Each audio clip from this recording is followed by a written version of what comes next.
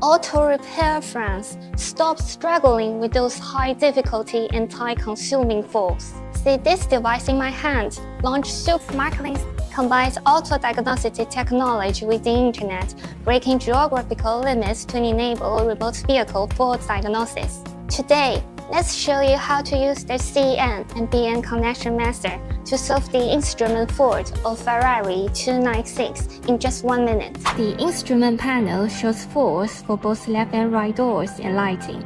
We first connect launches BN to the CN, and then use Ferrari's dedicated Galileo device for a quick scan. After the scan, we clear the lighting faults. This solves all lighting issues. For the door faults, corresponding matching is required. Once done, the vehicle's faults are fully solved. We provide real-time online assistance to repair shops in solving car faults, helping you work more efficiently. When you encounter difficulties in auto repair, just remember launch SmartLink. If you have a specific car brand you'd like to see, feel free to leave your comment below. See you next time.